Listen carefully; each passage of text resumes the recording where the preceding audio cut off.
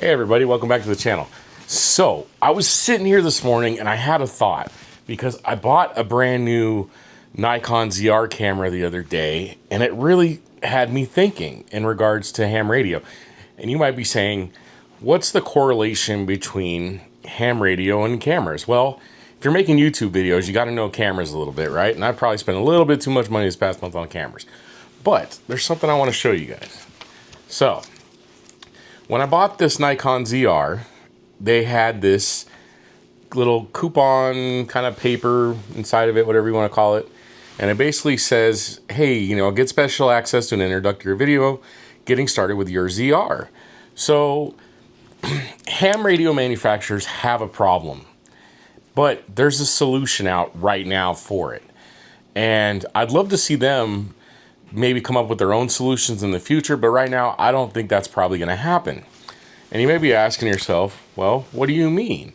Well, if I just bought this brand new Nikon ZR, right? Not a cheap camera, but I make the investment in the channel for you guys.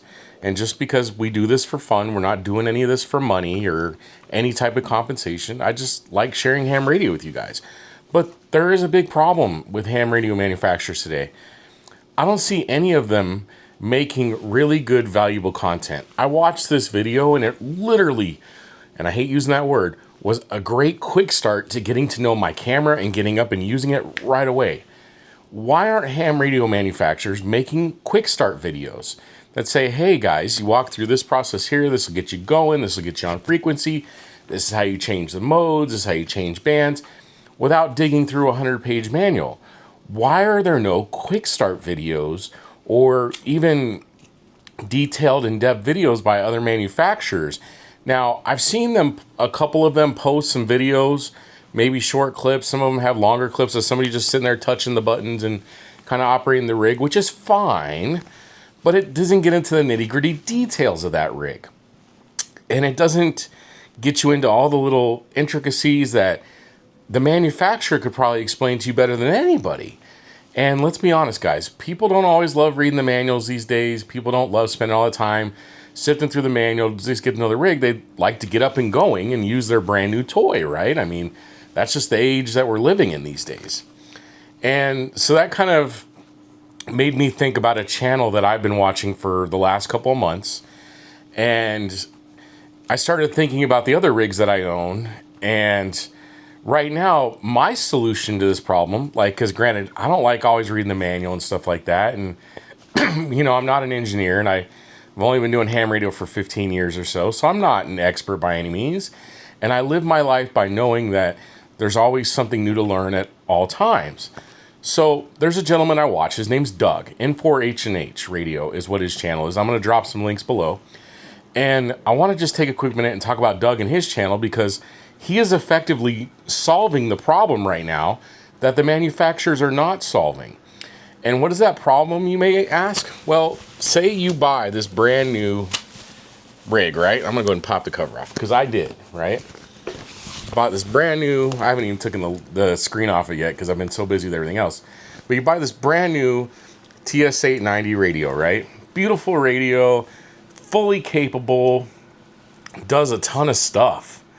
And it sounds great on the air. I don't have an antenna hooked up into it right now, but I didn't know, you know, I read the manual, but there were still like little things about the radio that maybe I didn't understand or I didn't know about or I didn't think about.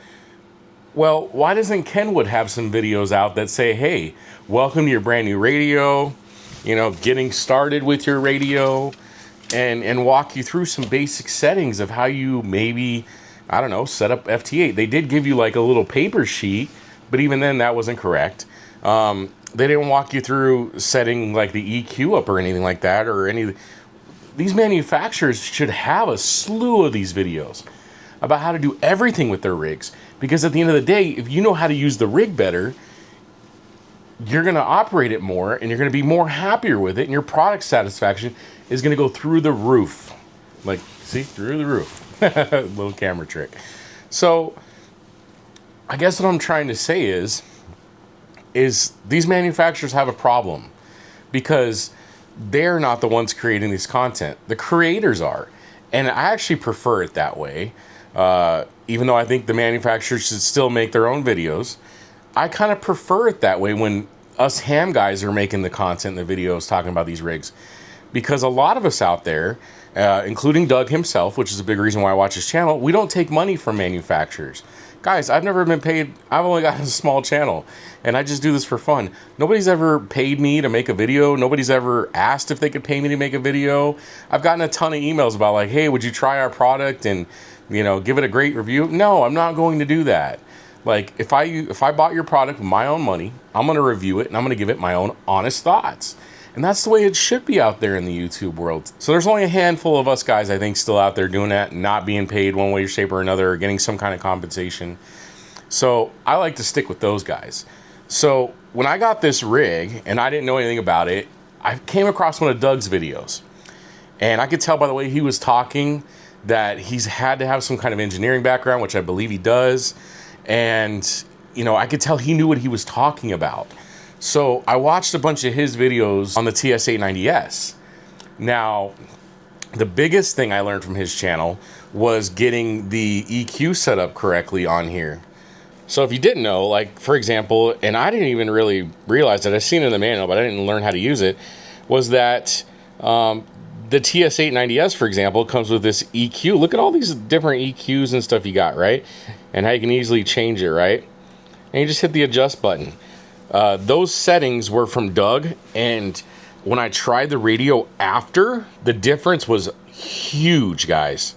Like, the difference was huge, but Doug did that. You know, went through, spent the time, figured out what the settings were going to be, and then gave them to us for us to put into our TS890s. And, you know, he's made about 100 videos for the FTDX10, which I have a DX10. I just dropped my tripod, but whatever. I have a DX10 right here, and we're currently comparing it to the 7300 Mark II right now. So I've gone back so far, and I've referenced some of Doug's videos on the FTDX10 so I could learn a little bit more. But this comes back to, like I was saying, not to go on a rant today or anything like that, the ham radio manufacturers have a problem, and that problem is they aren't creating content with their products themselves. They're letting all of us control the narrative, which is fine because we're going to give you the truth, or at least most of us are anyways. But there really should be some quick start guides that you can watch a video of. There really should be some quick settings to get up and going on the air. Hey, here's some quick settings. You know, learn how to get the rig up and running on like FT8 and stuff like that. But I guess at the end of the day, it's not really that big of a deal because we have a solution to the problem. And that solution to the problem is, yeah, what other creators have done and using their videos to further your knowledge. And Doug is the only guy that I subscribe to his Patreon because he's just like me. He's making his own videos, he's buying his own rigs, and I get the honest feeling that we can trust him. And his Patreon that I've been a part of for the last 3 months now, it's a great group of guys. They get on Zoom every week and stuff like that. Or maybe it's every other week or once a month. I can't remember. But they get on Zoom, and you could ping Doug and ask him a question if you got a question. So what is that worth to you guys, to be able to have somebody knowledgeable like that in your corner that you can talk to? I think that goes for a lot of people that are what they consider themselves creators. I won't call myself an influencer. I'm not. But I do like to create ham radio related content because I think it's fun. The manufacturers, I think, have a problem. I don't think they're doing enough to show you guys how to use their rigs. But the solution to that problem is to find some creators you like or a creator you like and watch all their videos and their content about how to use a rig properly. And like I've said before, I'm not a genius at this stuff. I'm not an expert at this stuff. I do it for fun because it's my hobby. But if there's something I feel like I can share with you guys or provide a perspective with you guys, then I'm going to share it. Let me go ahead and show you guys his Patreon real quick in regards to the DX10 because I have my DX10 here, and I posted a video on Facebook the other day just briefly showing a DX10 versus 7300. Half the comments lambasted me for it because they said I didn't use the right settings, which we were going stock for stock, apples to apples on the settings. And the other half were like, yeah, that definitely sounds better on the other rig. And I was like, great. But I've kind of realized, like, okay, maybe I need to further my knowledge a little bit more on that rig. So what did I do? I'll show you. And I just want to kind of show you, this is on the, I subscribe to his highest level of his Patreon. And I did that because I wanted access to all this cool stuff that he had all the way back, you know, going pretty far. He's got a ton of content on this rig. Like, look at this. Like, he did the unboxing video right down here, right? Did the first unboxing video, and then he did a setup video, and then confirming, configuring the RxEQ, how to do the firmware, band stacking, dust covers, which are actually quite, you know, like, it may sound stupid, but dust covers are very greatly in quality. I got a video coming on that one. He did a video on the DNR, which I haven't got to yet. Time, the microphone, the TX audio, the internal ATU, on the air, he had a quick QSO on it. The FT8 speaker modification. Hey, I wonder if he did the same one that I did on mine. I did the phonema kit on it, but I haven't gotten this far yet. But you know, he did the filter, how to install the filter in the video. This is a whole library. Split frequency, CW message memory. This is all stuff that when I finally get a chance to get some vacation time and sit down and learn how to use my rig, is going to be super valuable to me. So looking at some other stuff, he's got some videos about the 7300. He's got some videos about the DX10. I thought he was over 100 on, but maybe it's over 100 on his total library. He's got some videos about the Optima. I didn't even realize he had some out yet. He's got some about the 710, the 101, the 5000, the 891. Me and the 891 rig we've had some issues, if I'm being honest, me and the 891. But look, Doug's got a whole bunch of videos on the 891. Very cool. And then if we scroll down, he's got, I used to have an 80H. Yeah, those are great rigs. Look, he's got some technical stuff. Like, this is what I love right here, is seeing something like this. And to give you a little quick shout at his DX10 videos that I need to go through now. I mean, look at all this. He's got it all out the door. I haven't done FT8 with mine yet. Here's a useful video setting the power level on WSJTX. All of this stuff is super useful. Anyways, guys, as you can see, there's a ton of content there for you guys to consume about how to do almost anything with these rigs that you could want, that Doug has made. And if there was something that you wanted to know about, you can actually make a request through his Patreon, and he could make a video for you on whatever you want.